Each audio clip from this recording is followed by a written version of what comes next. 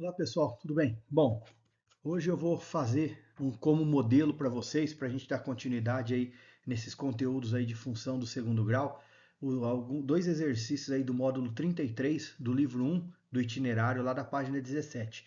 Então, qualquer ideia, eu vou resolver esses exercícios de acordo com o conteúdo que eu enviei para vocês e a partir desse conteúdo a gente vai criar outros exercícios, criar outros modelos que a gente vai ter na apostila 2, que continua falando sobre o mesmo tema, que é essa aplicação de função, e daí vocês vão utilizar esse vídeo como exemplo para poder fazer os demais, certo?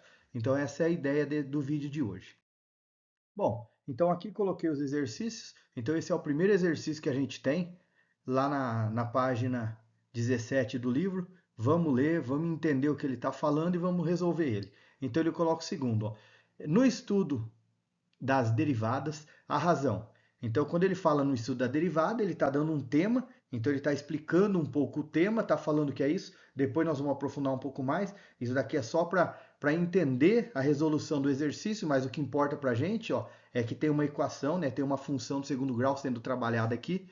Então ele fala, essa razão aqui de f de x mais h menos f de x dividido por h é chamada de razão incremental. Desempenha papel fundamental. Assuma que f de x seja uma função quadrática. Então está aqui a função f de x é igual a x ao quadrado, então é uma função de segundo grau. Prove que para todo h diferente de zero, eu posso usar qualquer valor para h menos o zero, tem-se que essa função é igual a 2x mais h. Depois olha o que ele coloca, intuitivamente, o que ocorre com essa razão quando h assume valores próximos de zero. Então, o que ele está querendo descobrir é o seguinte, se a gente for pensar na ideia da função, nós vamos ter que substituir um valor, e esse valor, quando a gente substitui, a gente vai trabalhar. Vou até fazer uma observaçãozinha aqui no canto, só para a gente relembrar, quando eu falo, né, da ideia da função, se eu falo assim para você, eu tenho que f de x é igual a 2x. Um exemplo, quanto que é f de 5? O que você vai fazer? Você não vai fazer 2 vezes 5? Ou seja, substituir o 5 no lugar do x? Então, quando ele pede para a gente calcular o f de x mais h, vamos pensar nisso daqui. Então, pensa lá, quem vai ser o f de x mais h? A gente não sabe que a função é x ao quadrado? Então, se eu tenho que a função f de x, vou pôr aqui em cima, se eu tenho que a função f de x é igual a x ao quadrado, se eu estou colocando no lugar do x o x mais h, o que eu vou ter aqui? X mais h ao quadrado.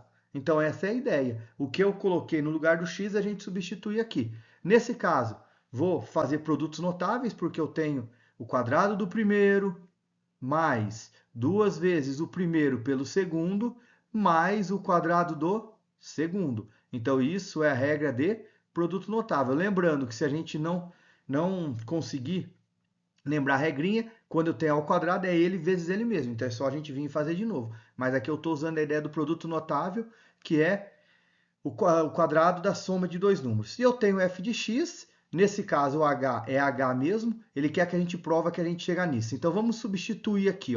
Se eu fizer a substituição do que a gente calculou aqui, quem é o f de x mais h?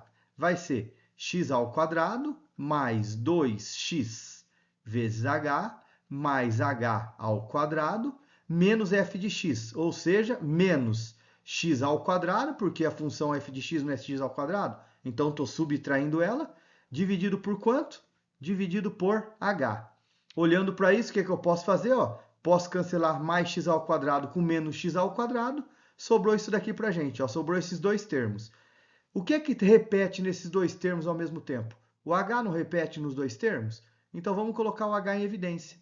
Quando eu coloco um h em evidência, do primeiro termo sobra o 2x. Do segundo termo sobra o h, porque se eu tenho h ao quadrado, ponho um aqui fora, o outro sobra aqui dentro. Isso dividido por h. Ou seja, eu posso cancelar o h agora. O que sobrou?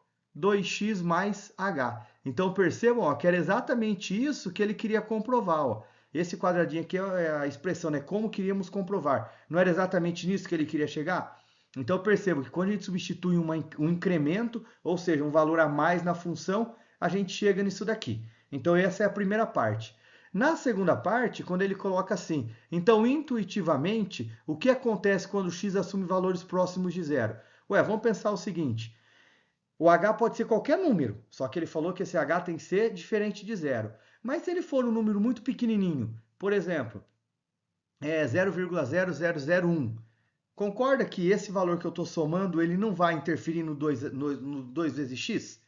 Então, se eu falo que o x vale 5 e o h vale 0,001, nós vamos ter 2 vezes 5, 10, mais 0,001, eu vou ter 10,001. Ou seja, quanto mais próximo de zero o h tiver, mais próximo a função vai estar de quem? De 2x. Ou seja, se o x se aproximar muito do zero, se o h se aproximar muito do zero, não vai fazer diferença porque ele está somando nesse valor. Então essa é a ideia do que ele fala, né? O que, que pode acontecer? A gente percebe que quanto menor for o h, mais próximo de zero ele vai estar. Então essa é a ideia aqui do primeiro exercício.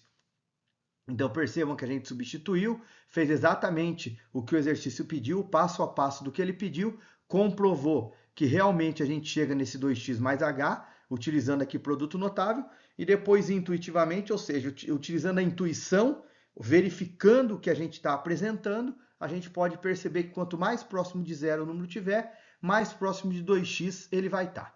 Então esse era o primeiro exercício. Depois, o terceiro exercício, ele trabalha aqui a ideia de integral, então percebam que no outro lá ele deu uma noção, né, da ideia de derivada, que ele fala sobre integral. Isso daqui é o que está dentro de cálculo numérico, por enquanto não tem necessidade da gente entender qual é o princípio, porque depois nós vamos ver isso daqui mais detalhadamente, mas olha o que ele fala. A função que permite calcular a área da região limitada pelo eixo x, pelas retas de equação x igual a p e x igual a q, com o q maior que p, ou seja, um número sempre maior que o outro. Eles não podem estar no mesmo lugar. Então, o que ele está falando são essas duas retas aqui, ó. Pelas retas de equação, né? E pelo gráfico da função definida por x ao quadrado. Então, ele deu uma função de segundo grau. Então, percebam, ó, que ele colocou a parábola. A partir dessa parábola, ele colocou uma reta aqui e colocou outra reta aqui. E ele colocou essa parte que está pintada. A ideia é a gente calcular a área dessa parte pintada. Ele falou que para a gente calcular a área dessa região pintada, e só uma pausa aqui para me fazer uma observação, vocês estão percebendo que nós estamos pegando e utilizando o que o exercício propõe, utilizando as facetas do exercício, utilizando os exemplos, utilizando o que ele coloca no enunciado para resolver ele mesmo. Então, esse tipo de exercício, que hoje em dia está aparecendo bastante aí nos vestibulares, ele fala exatamente o que você precisa fazer. É só a gente ler e interpretar com bastante atenção. É dado por, então isso daqui, ó, A igual a Q ao cubo menos P ao cubo. Então isso daqui, ó, a área é igual a Q elevado ao cubo dividido por 3 menos o P elevado ao cubo dividido por 3. Ele falou que para a gente calcular a área disso daqui, é só a gente usar essa função aqui, certo? Depois nós vamos perceber lá mais para frente que essa função ela chegou nisso daqui por conta de uma integral definida. Então só estou dando esses termos para a gente já ir acostumando com os termos. Mas por enquanto a fórmula já está dada. Mas vamos pensar o seguinte, para calcular a área, então, do que eu preciso? Eu preciso do valor do Q e eu preciso do valor do P. Olhando para o nosso gráfico, quem é o P? O P vai ser o 1. Quem vai ser o Q? O Q vai ser o 2. Porque ele não falou que o Q é maior que o P, ó. Se o Q é maior que o Q, esse daqui é o Q, esse é o P. Então, para a gente calcular a área, é só a gente substituir aqui. O que eu vou ter? 2 ao cubo dividido por 3, menos, aqui eu vou ter 1 ao cubo dividido por 3. Se a gente for calcular isso daqui, 2 ao cubo, 2 vezes 2 vezes 2, nós vamos ter 8 terços, menos 1 ao cubo, que é 1, menos 1 terço. Ou seja, essa área ela é 7 terços. Como não dá para simplificar, é exatamente esse o resultado. Então percebam, ó, que aqui, como no outro exercício nesse, o exercício explicou exatamente o que a gente tinha que fazer, a gente só aplicou a ideia de exemplificar, de colocar no papel e a aplicação da fórmula que ele deu, mas os dois exemplos aí ele deu a fórmula, ele apresentou, ele mostrou aquilo que era para fazer. Então foram dois exercícios daí que a gente trabalhou, levando em consideração toda a questão do enunciado, onde ele mostra e vai explicando exatamente aquilo que a gente quer. Certo, pessoal? Então, desse módulo 33, a gente encerra, a gente começa depois o módulo 34 para resolver os exercícios. Daí eu vou passando as coordenadas depois. Então, valeu, um abraço a todos aí. Tchau, tchau.